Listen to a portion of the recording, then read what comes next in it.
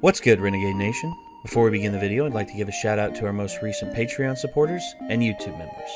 The Real Monstro Rage, Melvin1185, Gameboy20, Lights Out 0221, Saturn Coon, Darren Abe, Samantha Morrison, Sandra Oris, Wolf26, Elijah Young, Jeremy James, Andreas Vega, Salvador Ortiz, Gameboy20, Big Shafe, Shady Demoness, Joseph Wooden, Windwaker57, BakaBread, Jan Noose, Adam Gleaton, Pele Finstad, Ashton Babb, Sam Parker, Thor Yang, JCACBH, Dwayne Pope, Zyzen Todoroki, Brian Emeka Njoku, Dorian Wicks, Bernard Kao, Brobeans, Isaiah, and as always, I'd like to give a shout out to our executive producers, Joshua Fix, The Gimpster 101, and Devin Brummett. Thank you all very much for your support. And if you want to become a YouTube member, click the join button, which is down by the subscribe button right down below. And if you want to become a Patreon supporter, click the link down below in the description to find out more. We'll see you there.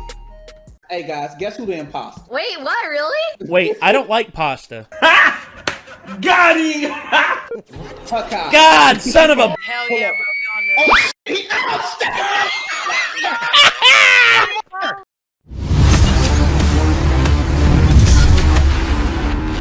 Hey y'all, Renegades here, and Hat Guy as well. So yeah, welcome to another episode of the Renegades React to Scott the Woz, the Wozniak man himself, Mr. Nintendo fan standboy. Fan stand. Yeah. But, no, I mean, honestly, I love Scott Dude, the we're Woz. all Nintendo stands. Even people that don't want to admit that they're stands for Nintendo, Keep at it- one point, Yes. probably were. Yeah. I mean, I know that there's some kids out there who's just like, 360 for life, Xbox Live for life. It's like, yeah, right, sure. Y'all never played Zelda. Y'all never played Pokemon. hey, real y'all quick. never played Mario. Y'all never played Kirby. Real Y'all quick, never played kiddies Star out there, Fox. let me ask you one question. Here's a little test. Do. Right. Yeah. And when you go back to like the regular Nintendo and the Super Nintendo, it was hard as fuck to get a hold of Sega products in a lot of places. It was super unheard of for people to have a PC that was capable of gaming of any kind. Most I mean, of the time, it yeah. was like you either had an Atari, which in my age range, we would have been like, you know what? Probably don't even want to play that because it No. looks terrible. Or you were playing a regular Nintendo or a Super Nintendo. Most people. I remember that, like the original Nintendo in my grandparents' basement, and I remember playing that and beating Super Mario Brothers 3 down there, and me being the first in my family to do it, and everyone in my family was just like, Nate beat the game, Nate beat it, he beat Mario 3, and then everyone, my sister, all my cousins, most of them were female, by the way, all came down there and they saw me beat it and they were just like, "Holy crap, Nate! What? How did you do that?" I'm like, I don't know. I just Playing the video playing the game. game. And then I remember when we got a Super Nintendo, and that was the last system my dad was fully invested in terms of playing games. He loved Pac-Man back in the day, Galaga. He was an arcade kid. Yeah, he graduated in '84. And I remembered when we played Super Nintendo, doing Super Mario World, him playing through that with me. Such a good game. Him on player number 1. Probably me my on player favorite number- Mario game. Oh, dude, mine too, probably.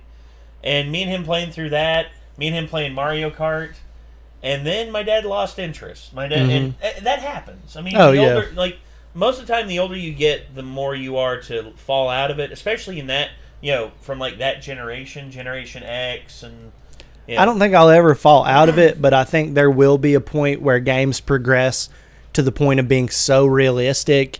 I will yearn for that non-realistic, like more entertaining, like that classic feel. Yeah, I don't even think it will be on the grounds of nostalgia, but I think that there's something cool about being able to play something and know for sure it's a game and separate from reality that way. Yeah. If that makes any sense. Like, yeah, it makes sense. If it were, just stuff being super realistic that was important, why would we even watch, cartoons and shit? Like we would. This is true. There's an appeal to that style, that visual style, and I feel that way about like retro games and shit too. Yeah, nostalgia plays a lot into it, and I think one thing about it is these retro style games that are like get really popular. Yeah, like they Super are. Meat Boy and Minecraft as low tier appearing as it is, does have a retro feel to it. Even Among Us. Among Us, same thing. Has a retro feel to it. And the whole thing with these is that, people yearn for that. They yearn for artistic deviations and artistic stylings that appeal to their gaming nature. And the thing is, like, Among Us was like the one last year. I had people messaging me I hadn't talked to in like 5 years saying, "Hey man, you want to play Among Us?" Yeah. It's this new game, Among Us, and I've been like on PC playing it for like the last month or so, and I'm like, no. I'm like, yeah, sure, love to. And then when they're surprised at how good I am at it, they're just like, "Dude, what the hell?" And I'm like, "I've been playing this stuff for like a month, man." Yeah. I'm surprised you asked me, but overall, Scott the Woz he's always one that is always good to like look back on retrospect and bring things around and just like encapsulate it into just a really, really good. Oh, and yeah. You've been actually watching Scott the Woz on your channel. Oh, yeah. And we're watching it here, coming together in a sort of a way. If you want to check out Chad's channel, by the way, it'll be the top link in the description. So feel free to click over there. Trying to grow his ecosystem, if you will, and appreciate it. Well, the chemistry you and Nikki have has always been something awesome, and to see it come to life on camera and people just be like, "Damn, Nikki adds a lot to these." Yeah. And then, like in your most recent Godzilla and King Oh Kong my reactions, everyone's God. just like, "Oh, so I see Nikki's the smart one in this relationship." I keep just seeing like that, a bunch of keep dumb laughing people my in the ass off. comments. That's what that is. Keep laughing my ass Team off, Godzilla. Team- We're live. Yeah, he's a Zilla head. Me, I'm Team Godzilla too, but at the same time, it's like, we'll see how it plays out in the movie. But overall, Scott the Woz, we always have fun watching Scott the Woz. Love it. Yeah, let's get this up on screen, and let's give this a shot. Here we go. Hey y'all, Scott here. The Hi, only true way Scott. to know if you're tough shit if you got a Wii remote holder for free for buying hundreds of dollars worth of Nintendo games and systems. That's a big f*** you to anybody who doubted me buying a Wii U. Club Nintendo was one of the only cults I was in that offered 3DS XL charging cradles. They were the best. They were. If you have a They brand were that's awesome. as beloved I love as those. Nintendo, you should do something in favor of the fans every now and then before they remember this was the company that sold us Odama. Enter Club Nintendo, a loyalty rewards program for Nintendo fans. You buy games, you get points for them, and you could save up a bunch of points to exchange for some amazing prizes. If you were in Europe or Japan, in North America you could exchange them for notebooks. North America's Club Nintendo was flooded with folders and shoelaces. To be fair, we got some good prizes from time to time over here, but I was always looking outside, seeing all the Europeans and Japanese having the time of their lives, redeeming their points to get an actual Mario Kart trophy. Come Oh on. my Club gosh. Nintendo technically first started exclusively in Europe back in 2002, initially named Nintendo VIP 24/7.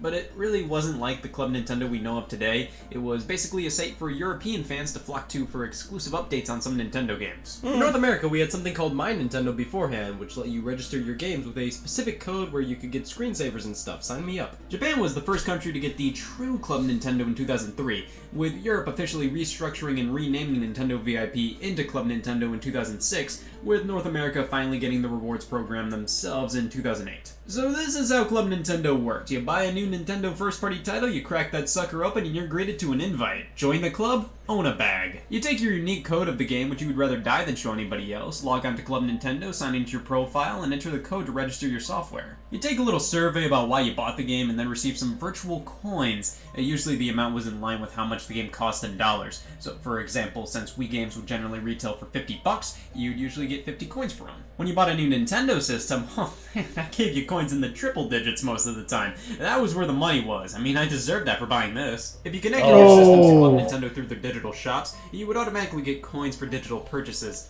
And I also believe some very specific physical third-party software came with Club Nintendo codes, but that happened far from often. After registering the game, there would be a chance to get about 10 extra coins if you took another survey after playing it and giving your thoughts on the product. Now I know there were a lot of people who would just get on a Club Nintendo survey and do the unthinkable. A lot of users didn't care about giving true, wholehearted feedback on games and just wrote gibberish to get through the dozen or so questions the surveys would ask. I personally didn't feel right doing that and actually gave real answers on Club Nintendo. But sometimes I get pretty lazy and just write the bare minimum. What did you think about this game? It's pretty good. Why did you buy this game? It's pretty good. Where did you buy this game? It's pretty good. A lot of people gave the surveys flack just because they did take a good couple of... I do that on some surveys. Like Rare Candy, who we've been buying Pokemon cards from, they'll send me a thing and just be like, how would you rate our website? Top tier. Did you find everything on our website? Yes. Would you recommend this website to your friends? Yes. Is there any other additional comments you'd like to say? Yes. Yes. But there's not a space for that. No. I answered your question. There Where's you my go. space to elaborate? Yes. Okay. So, wait, back to it. Hey, have a seat, man. Voila. We had a bit of an error early on. We were trying to record, and for some reason, I had to restart the board here. Yep. And, yeah, basically just... You got to zoom out. Yeah, I got to do that real quick. Hold on 1 second, everyone. And one. There we go. Yeah. Hello. Yeah. Sir Nikolai is here. This goddamn thing's made me really sleepy. Oh, yeah? Yes. Well, if you need a pick-me-up... I'm drinking tea. Hopefully this will help. Oh, yeah. Yeah. All right. You ready? Back to it. Minutes to get through.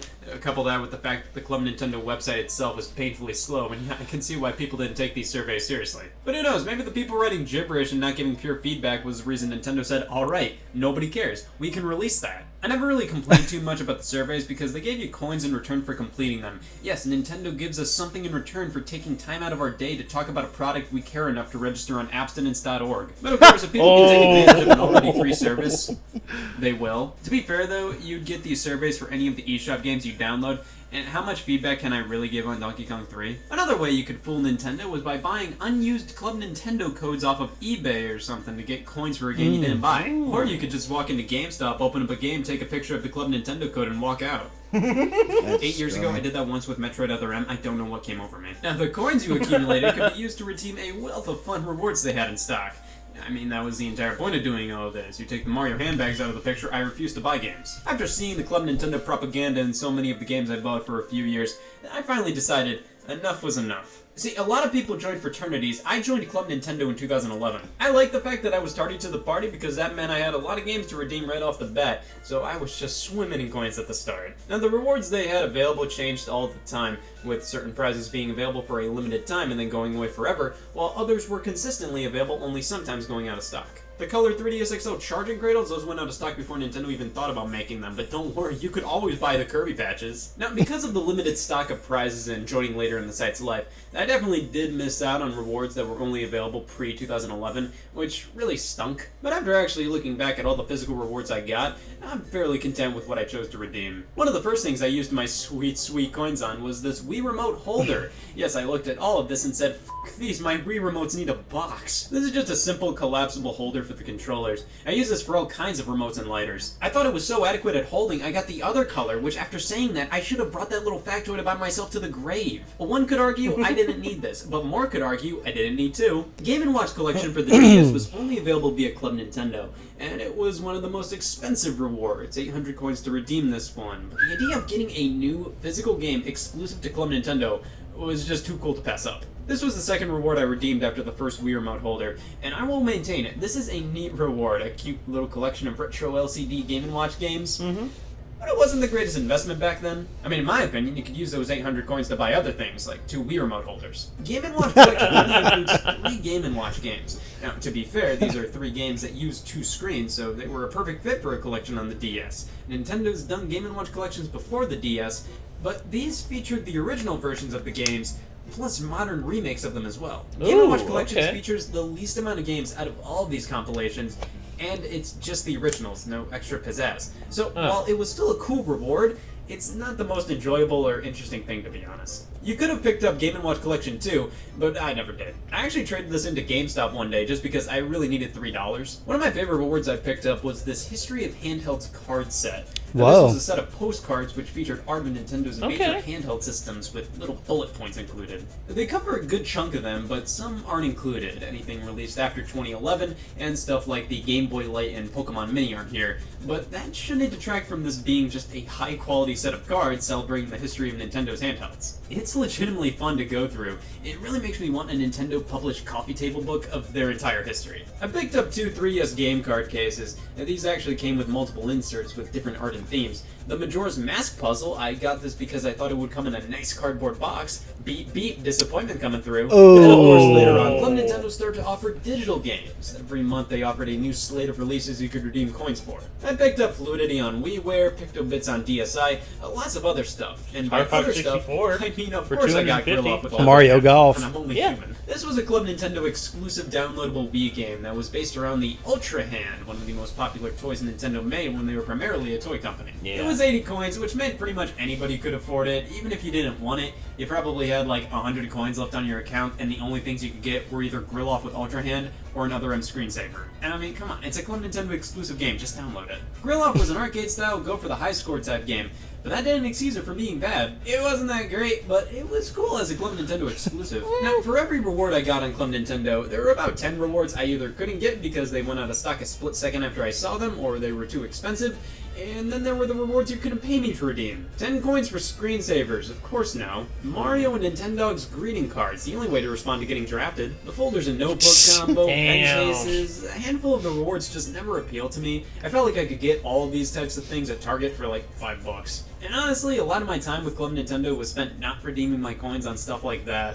I'd wait and wait and wait to spend my coins on much more interesting things. I would check the site once a week or so and say, no. There were a lot of items that came out that I always wanted, but were too expensive at the time. Game & Watch Ball, a full reproduction unit of the first Game & Watch game ever released. Now this was the kind of thing I wanted from a Club Nintendo prize. Something that really wouldn't make much sense at major retailers, something that really only big Nintendo fans would appreciate. So it only made sense to be available via Club Nintendo and made the program way cooler because of it. It's awesome to not only have a Game & Watch Ball unit, but one that was brand new, not used or refurbished.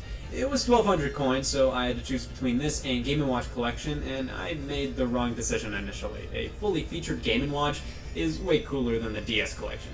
I ended up just buying this one off eBay. A giant AR card! Remember those AR cards that came with every 3DS? Yes. Nintendo kept cost-cutting and removed tons of random things from 3DS bundles year after year, but refused to get rid of the AR cards. You can't have a 3DS without the AR cards. They were kinda cute, I guess, but how about the one the size of a large newborn? This was always one I was thinking, if I have like 200 coins burning a hole in my pocket and there's nothing else I want, I might go for it, but that never happened. I don't believe there were any differences between this and the standard Mario AR card. It was just bigger. Poster sets, t-shirts, original DS game card cases, fans, Wii Remote straps, bags, playing cards, Hanafuda cards, pouches for the DS and 3DS based on Zelda, Animal Crossing, the Club Nintendo logo, plus a Luigi variant as well. There were so many fun little things I take the Luigi variant. This program.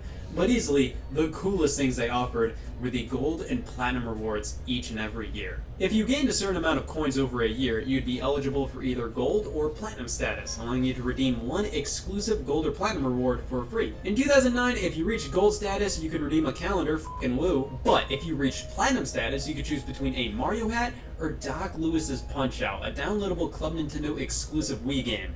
It was just a quick Punch-Out match against Doc Lewis based on Punch-Out Wii. Nothing crazy, you can beat it in like 10 minutes, but an awesome little minigame for Punch-Out fans, and a cool reward. 2010 Gold members could redeem a calendar, f***ing woo. Platinum members could get a Mario figurine. This was kind of the most iconic Club Nintendo reward, the one you would always see on the bookshelf of that one guy that was always better than you. 2011, Platinum reward was this Mario pin set. Now, I bought this secondhand. It's okay. 2012 was the first year I was able to redeem Platinum or Gold prizes. I qualified for Platinum, so I had the choice between playing cards or a poster set, and I went with the posters. In hindsight, I think I should have gone with the cards.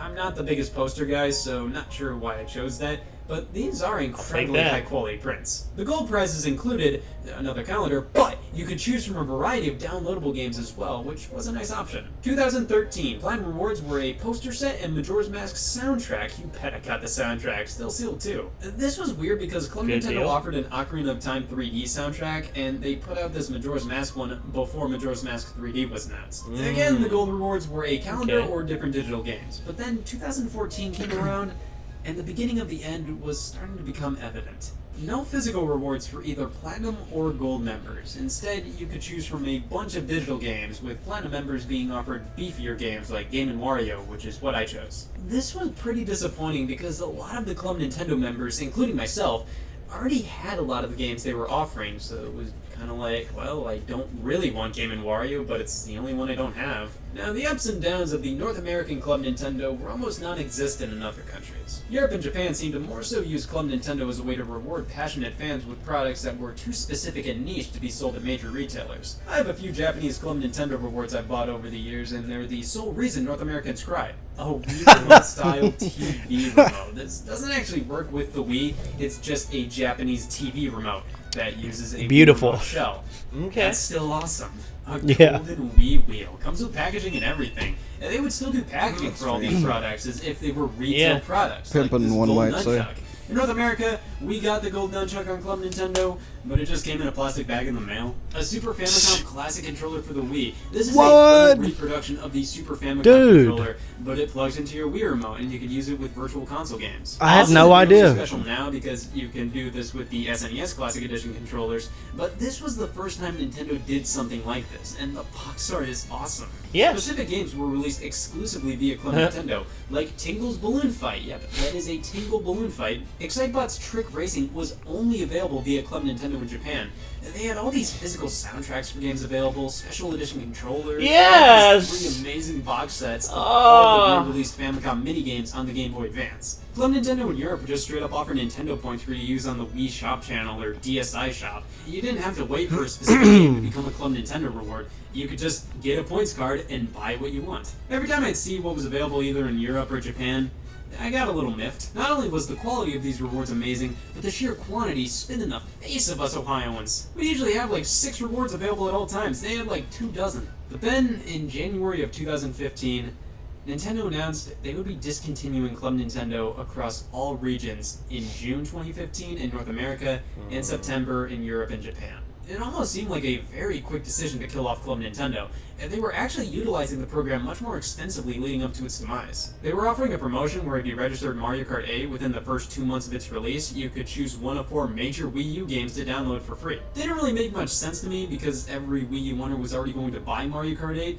I think this promotion would have made more sense with a game that wasn't going to be a surefire hit, but hey, I was cool with getting Pikmin 3 for free. They also used it with Smash Brothers for 3DS and Wii U. By registering both 3DS and Wii U versions, you would get a soundtrack CD for free and get Mewtwo as free DLC early before everybody else. They also offered specific Club Nintendo members the demo for Smash 3DS early as well, and I was one of the lucky few. Like, they were actually starting to use Club Nintendo in smart ways. And then a couple months later, they said, we don't need this. I mean, the writing was sort of on the wall with the lackluster Platinum and Gold rewards in 2014, and the Club Nintendo codes themselves were being printed on the inside of the cover art starting around then.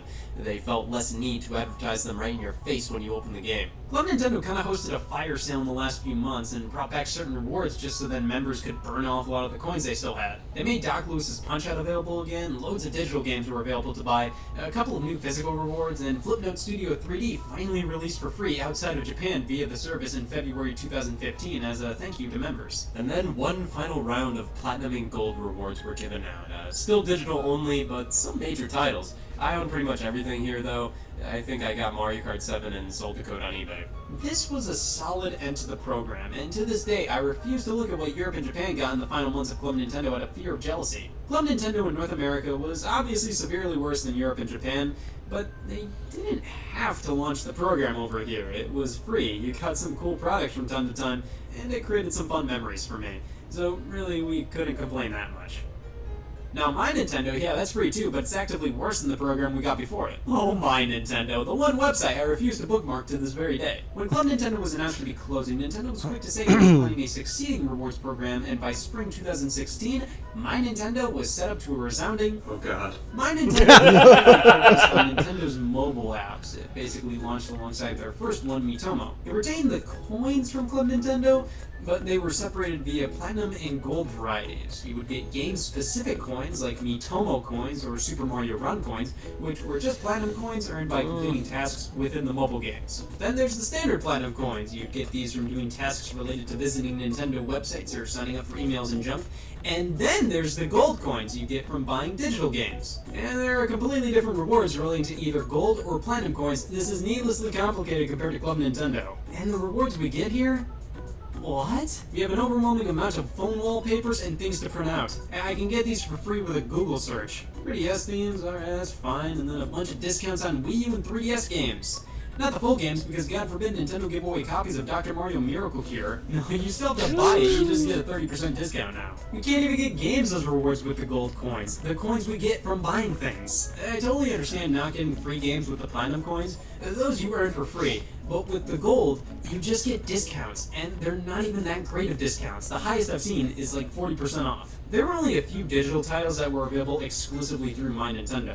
There was Twilight Princess Picross, that was available from the start of the service, and all you had to do was spend about 1,000 platinum coins, which meant this game was completely free. You just had to sign up for a newsletter here and there, and play a ton of Miitomo. This was obviously a very cheaply made game, but a cool freebie, I'll give them that. They also offered WarioWare Touched as a downloadable 3DS title. It's literally the DS game, but digitally downloadable through the 3DS. Nothing's different between the digital and original physical releases, but this was the only time Nintendo's ever digitally offered a physical DS game on the 3DS, so I got it because of that. But that's really it. They offer Flipnote Studio 3D for people who didn't snag it on Club Nintendo. They offer digital strategy guides.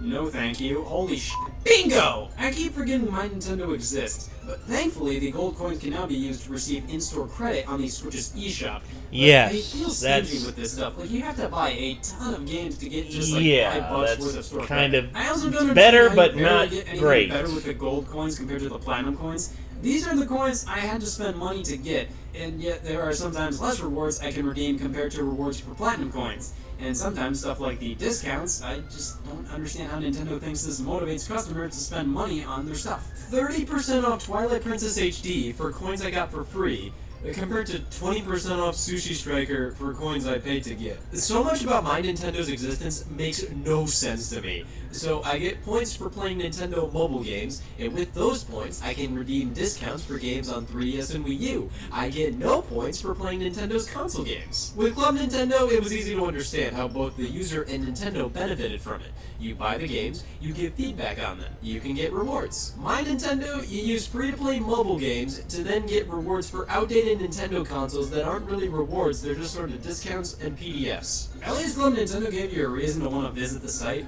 Whenever I use the My Nintendo site, I just end up asking, how did I get here? My Nintendo is easily worse than Club Nintendo in almost every way. So much about this program makes absolutely no sense to me. So I play Nintendo mobile games to get a discount on Star Fox Zero.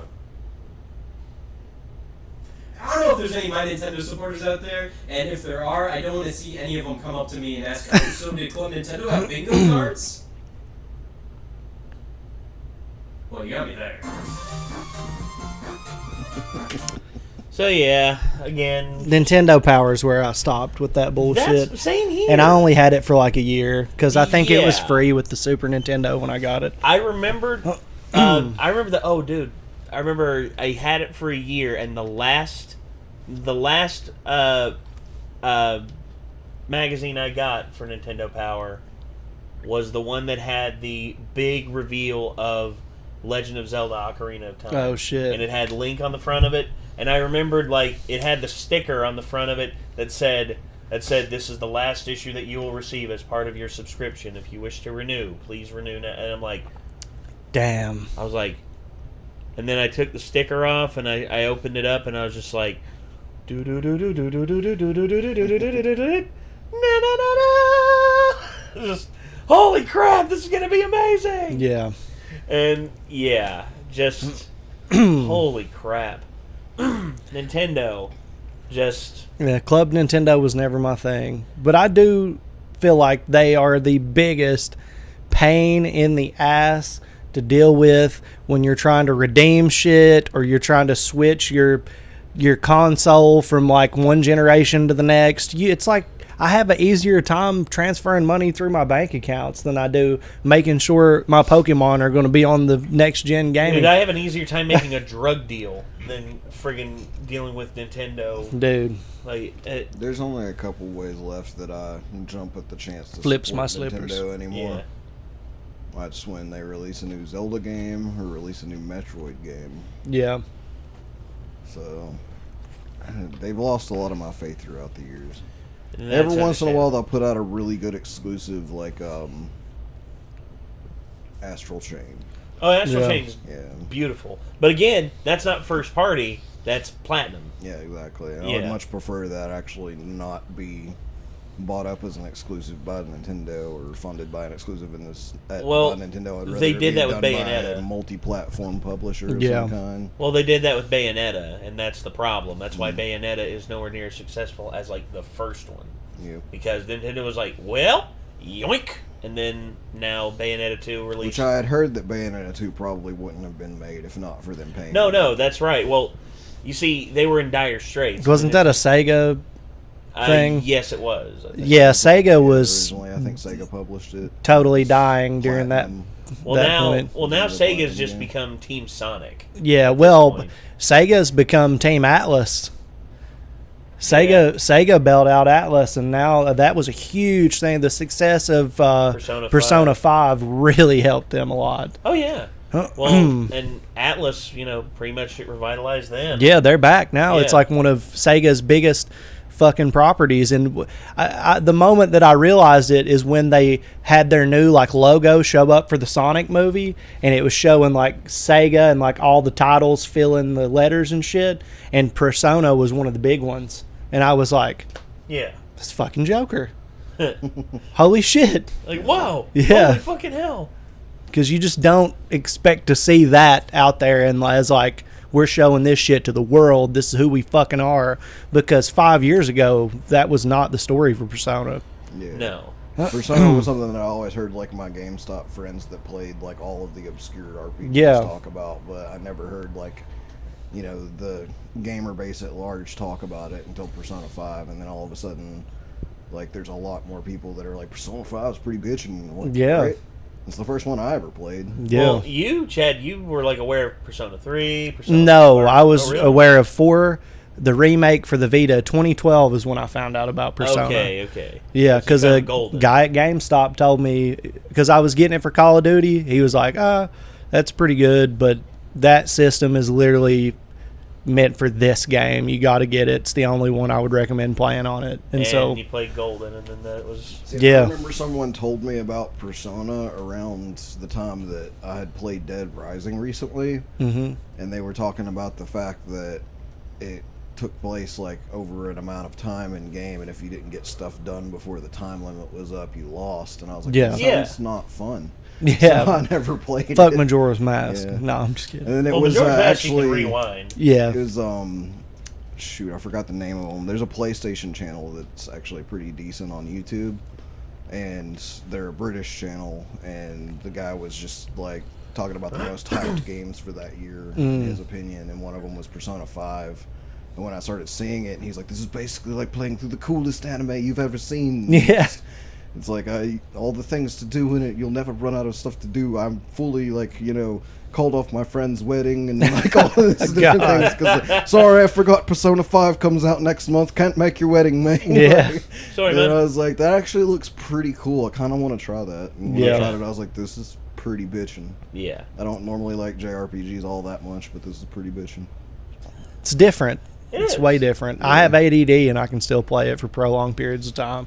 Well, I think, the engagement that it provides, and plus, like, the varying choices and varying plot paths, I think it has a way to allure to everybody. Well, they updated it quite a bit Yeah. for modern, modern styles of gameplay, because the older ones, if you go past Persona 3, God be with you, I can't comment It's on a that. grind. Well, I mean, it's just sadism. I mean, Yeah. that's it. A lot of Well, old JRPGs were kind of like that. Yep. Just Yeah. go murder yourself, and then you'll find out that, like, 2 200 hours ago you made a mistake that makes the game pointless and you've just wasted all your time. And It's like back in like Final Fantasy VII, like as good as everybody always says that game is, I could never get through it because of having to grind materia out. And Yeah. it was just so fucking tedious and repetitive.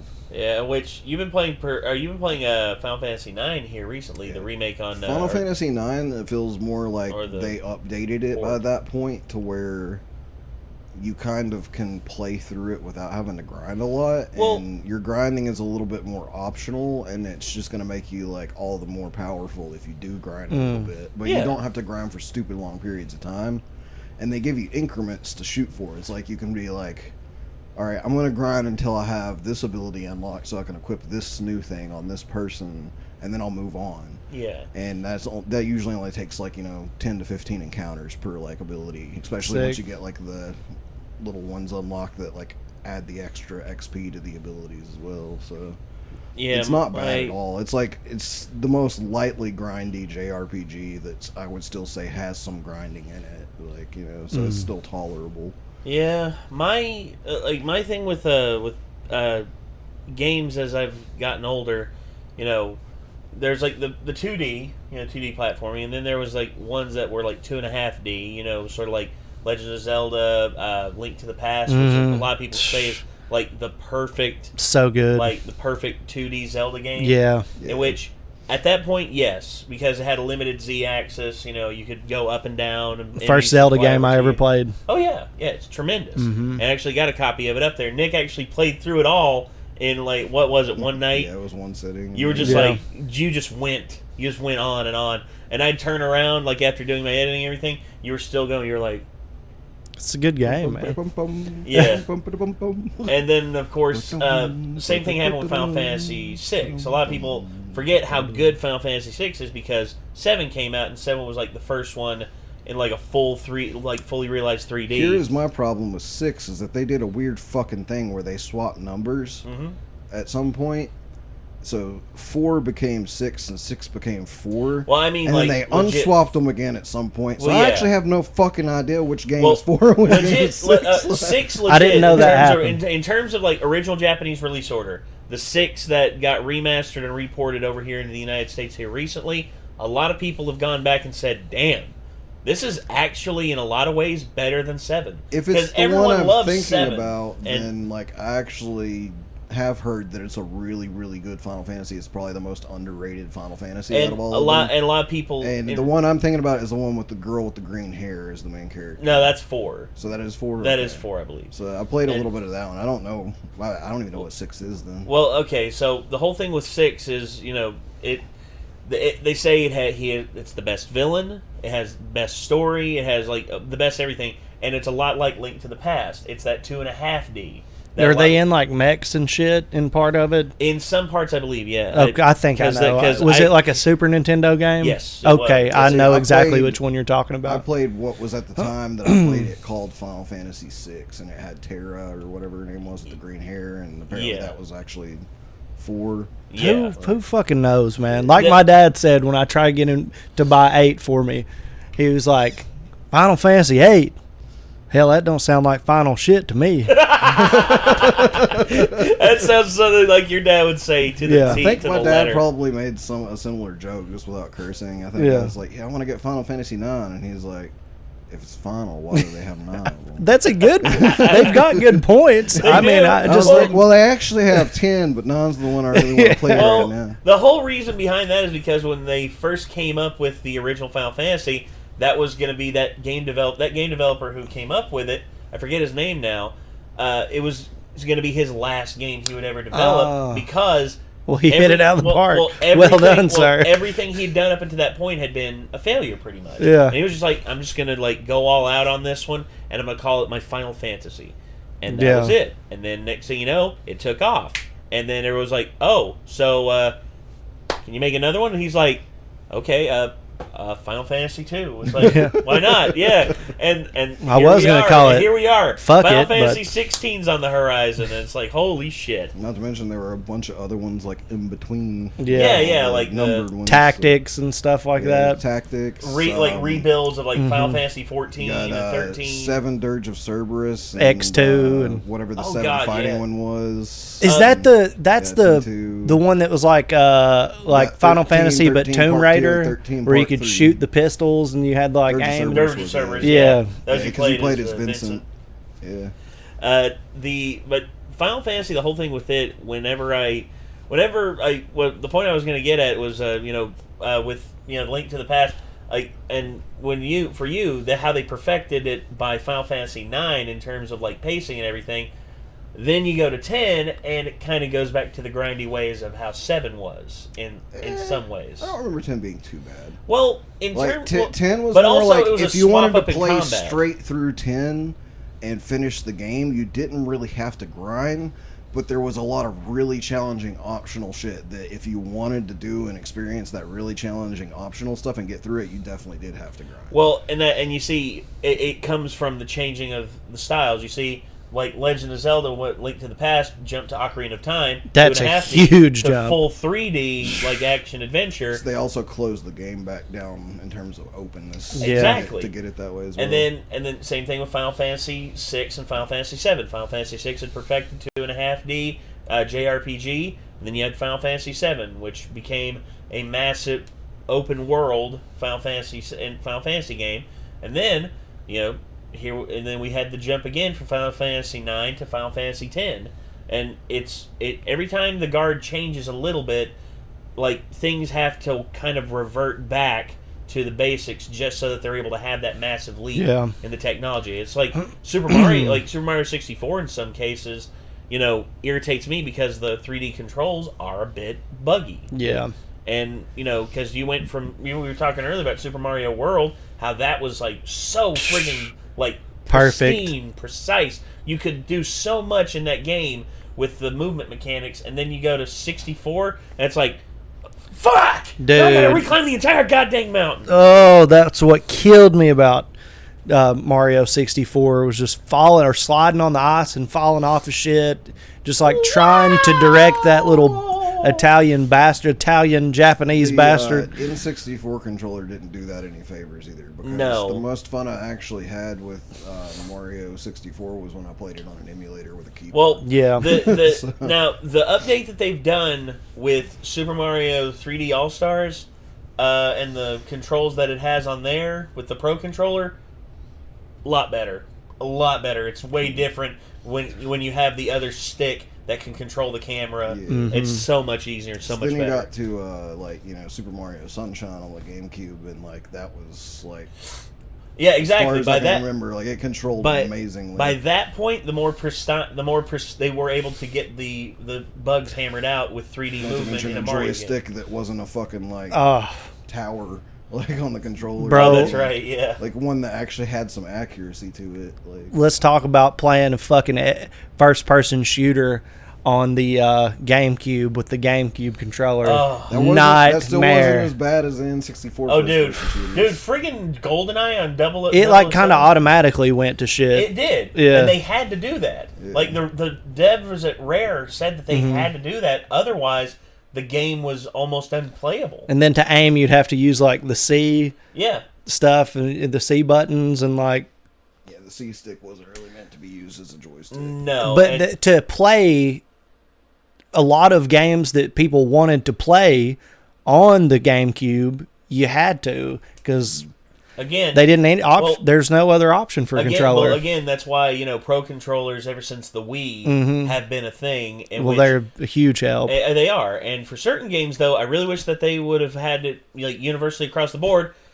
Skyward Sword, where you at? Jesus Christ! I like motion controls; they have their place, but when it is integral to the game and you don't have the option to go to a Pro controller, I have problems because not everyone's in on motion controls. A lot of people aren't. And Skyward Sword, I think, is actually a pretty good game, But again, the motion controls. Well, especially when they don't have the tech down. No. When it's not ready for that. If you release something like that with controls like the Oculus has now, then it'd be great. Yeah. But the Wiimote was not very accurate. When you have the tracking software that's up to date and is able to do it. Right. Wii, for if the it time, had was had really the good. accuracy of like Metroid Prime 3 or Sin and Punishment Star Successor, then probably would have been a pretty good Zelda game and really fun overall. But it's from what I've heard, it's not nearly on point like those games. No. Which, if they ever do a re-release of Skyward Sword, if they do like a Wii U era.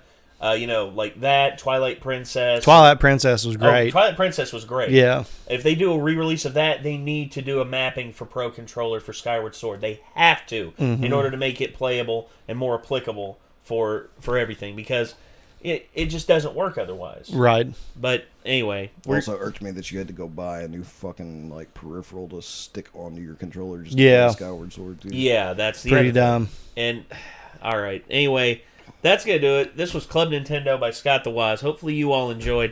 If you want to see more from Scott the Wise, click his name in the title of the video. The dude is awesome. The dude's hilarious and has so much awesome knowledge and so much awesome content. Check him out. And also check this guy out. His link to his channel is in the description down below. Check. And him and Nikki often have some fun and get into it. They actually just reacted to the history of the entire world, I guess. And I had a blast during that from what you It's said. fun to watch her just have her head exploded by knowledge at that rapid pace. It is cool. If you're still here at this point, thanks for sticking around for our Retro Games podcast. Yeah, for exactly. real. We can't stop ourselves sometimes. We cut one that didn't get recorded before that. Oh, too. that's right. We for like first 5 minutes the audio was gone. Yeah. So anyway, everyone, thank you all for tuning in. Until next time, I'm Nate. I'm Chad. I'm Nick. We'll see you then. Peace out.